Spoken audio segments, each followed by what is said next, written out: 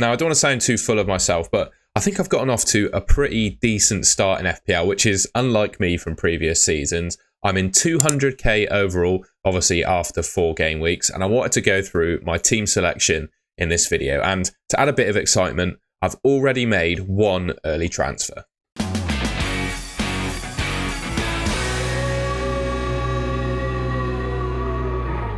I've mentioned this in a couple of videos of mine now, but my nose looks a bit of a state at the moment. Basically, I visited a friend over the weekend who has a very young puppy, and it got very excited when it met me and somehow managed to crawl on my face, climbed on the top of the sofa and wet on my face and scratched my forehead and nose up a little bit. So yeah, a bit of a state at the moment, but what can you do, right? I still wanted to make some videos. Hopefully you can see past that and just look at my team. All right, I already covered this little segment here on my transfer plans video, just basically how my team got on in game week 4. So I've got 51 points, pretty decent total, and I'm 200k overall. Haaland is my captain, scored over half of my team's total points. I think I had 1 return outside of, or 2 returns outside of Haaland, a clean sheet for Colwill, and an assist for Smith Rowe. But other than that, it was blanks, so 8 blanks in my team basically. Few positions I'm potentially looking at changing. We'll start off with the defence. So remember the defenders I've got here: Henderson, Robertson, Guardiola, Colwill, and Lewis, Hall, and Johnson as well on my bench. So I'm potentially looking at bringing in Flecken. Just going back to Dean Henderson, he's been a little bit disappointing so far. And at 4.5 million, I think there are other goalkeeper options available at that price. And my favourite, my standout, at least for the next few game weeks that have been projected at least, is Flecken. He's currently leading the league. Said leading the lead for saves in there. Leading the league for saves. 5.53 saves per 90 he's making at the moment. And for me, the best goalkeepers in FPL, or fantasy football in general, are kind of ones that keep an average amount of clean sheets but make consistent saves every game. And Flecken, if you round it up, you can't make 5.53 saves in a game. But if you round it, it comes to 6, which is the maximum amount of bonus points you can get for making saves. And he's averaging that every time he plays. Every 90 minutes he plays, obviously he's a 90-minute man, he's a goalkeeper, he gets maximum saves bonus. So he's got some good fixtures coming up where I think there are potential for clean sheets. And obviously averaging 6 saves per game suggests to me that, you know, he's got potential for clean sheet points and saves, right? Which also makes me think he's, at least at this price point, 4.5 million, he's the best goalkeeper in the game. So I'm certainly looking at doing a Henderson transfer to Flecken. Another couple of players that I think you just have to have your eye on at the moment, right, is a Liverpool double up of Trent and Robertson. Trent at 7 million, Robertson at 6. I think you get kind of value for money for each player. You pay a bit more for Trent, and you can see there his expected returns per 90 and underlying data is a lot better than Robertson's. And obviously, Robertson's still producing some attacking data, a whole million less. Interestingly, the Fantasy Football Hub expected points are better for Robertson than they are Trent. I guess that might be because Robertson has played more minutes so far in the league. But yeah, I mean, that's what the expected points algorithm is saying. I would say right now, in my opinion, Liverpool are probably the strongest defence in the Premier League. You have kept 3 clean sheets from 4 games. Obviously lost 1-0 to Nottingham Forest at Anfield, but I think that's just 1 game. I think you have to look across the season so far at the 4 starts or 4 games they played. 3 clean sheets shows that they're a pretty handy defence. And if we just go back to my defenders, I've got Guardiola in there at the moment, who, well, if you only know anything about FPL, you'll know he's 6 million, which is the same price as Robertson. So for me, the one move that I'm really looking at is a straight swap Robertson to,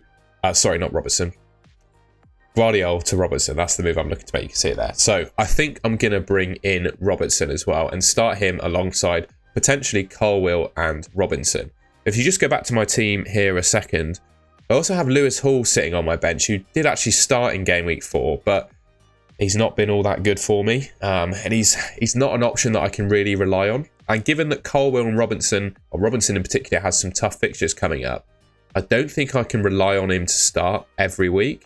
And one player I'm looking at bringing in for Lewis Hall is Aina of Wolves, of Nottingham Forest. They are the Wolves of old because they're under Nuno, obviously, and they're playing in a similar way.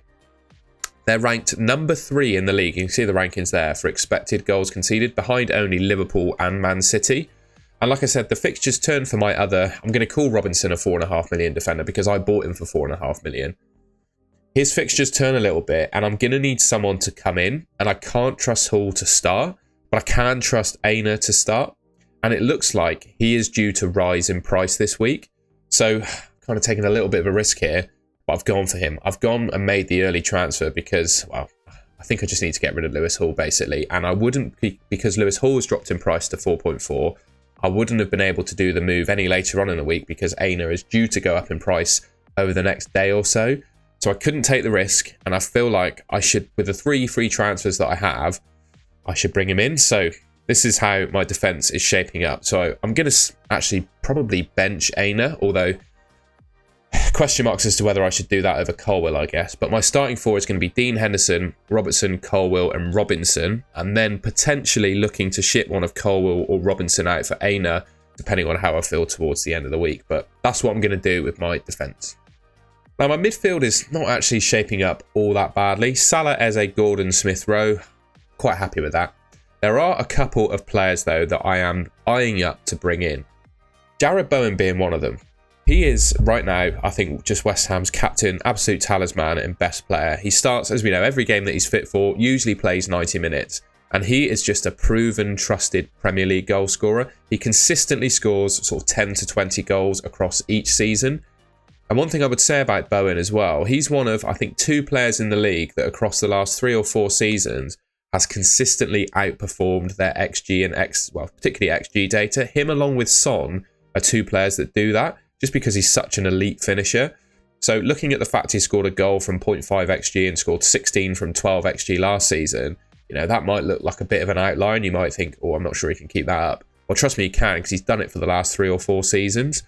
He's got some decent upcoming fixtures. Chelsea at home, Brentford away, Ipswich at home. I wouldn't rule out goals in all of those games, to be honest, even though I bigged up Flecken from Brentford, right? I couldn't rule out Bowen scoring in all of those games.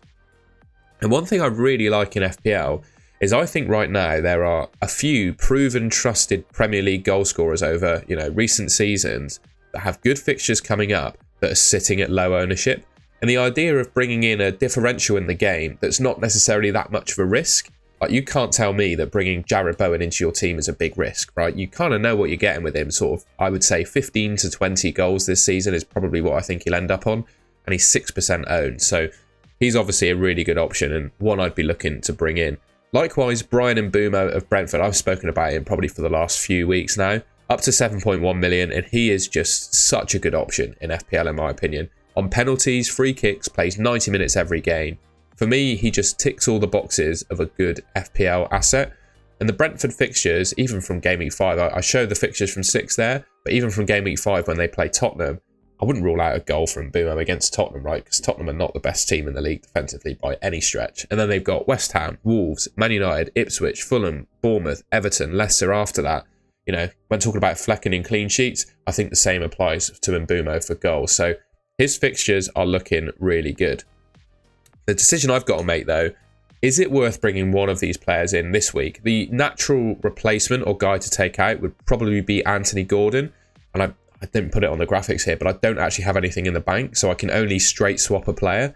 And looking at Bowen, he's 7.5 million, so I can't afford to do Gordon to Bowen, but I can afford to do Gordon to Mbumo at 7.1. But the question is it worth making the transfer this week when Anthony Gordon has Fulham away? Don't think he did too badly, to be honest, in Game Week 4. I am looking to ship him at some point, but it almost feels like a bit of a luxury move doing it in Game Week 4. I think Gordon's fixtures kind of take a turn from 6 onwards. Sorry, not 5. It's Game Week 5 now. But for Game Week 5 in isolation, it feels like a bit of a luxury transfer to move Gordon to Mbumo. And it might be one that I end up regretting because, you know, the worst eventuality is, say I bring in Mbumo and he gets injured when I bring him in and Gordon could do well. That's much worse, in my opinion, than the upside of selling Gordon to Mbumo and Mbumo's scoring. I don't know. I just don't like the thought of bringing in a player kind of on a luxury transfer. I'd rather hold on to my transfer just in case any emergencies arrive. So I do think Bowen is a great option to potentially bring in for Gordon, but I just don't quite have the budget to do it. And I also obviously think Mbumo's a good option. But given where I sit in a budgetary position at the moment and my lack of wanting to do luxury gung-ho transfers, I think I might just give Gordon one more week. All right, so just looking at my forward line then, Haaland, Solanke and Isak are my 3 up front at the moment. And I think I'm happy with this, to be honest. Haaland, I mean, the guy's just been an absolute robot so far this season, hasn't he? There's absolutely no way I'm going to be selling him. He's due to go up in price again, I think, to 15.3 million. So yeah, no reason to be selling him. I really like the thought of having Solanke in my team, and to be honest, I'm really quite glad I kept him. I remember Harmony in one of my previous videos, a regular watcher of the channel, was saying she was in the same boat as me, keeping patience with Solanke, knowing that he's a proven, trusted Premier League goal scorer. Yes, he was injured, but there was always a thought he was going to come back after the international break, and he scored 19 goals playing for Bournemouth last season. So it's a similar sort of concept that I spoke about with Bowen. A relatively low ownership player, but one that has a proven track record of scoring Premier League goals. So he's a differential, but he's not a risk, in my opinion. Like, I know he hasn't scored yet for Tottenham, but there's no way in my mind that he doesn't score at some point, score multiple goals at some point this season for Tottenham, right? I know Tottenham have not been all that clever from an attacking perspective, but you've got to think he scores some goals, right? The next one, Isak, could potentially be a bit of an issue. He picked up, I think it says in the FPL it was an eye injury, but I'm pretty sure we'll probably get some news from, or maybe we won't, from Eddie Howe in press conference this week. But I'm pretty sure he was subbed at half-time because he had a nosebleed during the game. They just couldn't stop it bleeding at half-time, so they had to get rid of him and they had to sub someone else on. But given, a facial sort of wound or cut, etc., I mean, for me, that means he's probably going to play this weekend. We'll get some news, of course, from Eddie Howe if he does or not. But, well, hopefully we do. Eddie Howe was a little bit coy in some press conferences, to be fair. But based on what I've seen so far, I think Isak's going to play. And again, the same sort of principle applies with Anthony Gordon. On paper, I do think there could potentially be better forwards than Isak in the game right now, but it just feels like a luxury move to remove him, particularly if he's, well, obviously if he's fit to go. I don't see any reason to remove him, to be honest. I think he deserves one more week in my team. So midfield and forward line, I think will probably stay as it is. The next decision to make then is who am I going to captain? The Fantasy Football Hub expected points algorithm is one source that I always like to look at. And it's got Salah on 8.3 expected points against Bournemouth at home and Haaland on 7.2 with Arsenal at home. I think I largely agree with this. This week is probably one of the few weeks of the season where I think I would captain Salah over Haaland. I've noticed in previous games where Man City have faced Arsenal, Haaland has kind of been marked out of games by Gabriel and Saliba. They've kind of done a number on him, but what it has meant is that other Man City players have been able to get into the game. So Haaland's kind of been sacrificed, I guess, in a way, in terms of his output to allow other players into the game. So I think that'll be negative in terms of Haaland's potential output, which I don't think, couldn't rule out him scoring against Arsenal, right? But I do think it probably makes Salah the better captain this week. And the same applies to FPL review as well. Not quite the points discrepancy we saw from Fantasy Football Hub and their expected points algorithm, but there's still enough in it for me to see that and suggest Salah is probably the best captain this week. So in summary then, I think this is how my team is going to line up, barring any Isak news. Got nothing in the bank. I'm going to use my 2 free transfers. Obviously used one of them already, Lewis Hall to Aina, and I'm going to do Guardiola to Robertson. Another good thing about Robertson, by the way, I didn't mention it, didn't get any minutes in the Champions League against Milan. So he should be fit and ready to go for game week 5.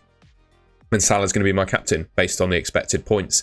If I captain Salah, this team is expected to get 63.5 expected points, which I think is a pretty respectable total. I've got nothing in the bank, and using 2 free transfers this week gives me 1 in the bank. So come game week 6, I should have 2. So yeah, we'll see what happens this week with Isak news, etc. But if that all goes to plan, this is going to be my team. All right, that's the end of the video. I hope you enjoyed that. I hope you just find it useful hearing me sort of ramble about my team, the players I've got, my kind of thought process around maybe just keeping them in, staying patient, or looking to get them out, etc. A 200k overall at this stage of the season, I think is a pretty decent start, and I don't want to be full of myself about FPL rank, because ultimately a lot of it does come down to luck, which has happened in my case. So, I don't want to get too carried away with that. But given it's a fairly decent rank, I thought people might value, my thoughts in terms of what I'm going to do with my team. I think that's about it. If you enjoyed the video, please leave me a like rating. Let me know in the comments if there's any sort of different transfers you would make to your team. And yeah, if you're new to the channel and haven't already, I think about 75% of people that watch my videos haven't subscribed to the channel so far. You can subscribe to the Golden Goal channel, which should be just there on your screen. Thank you very much for watching, and I will catch you in my next video.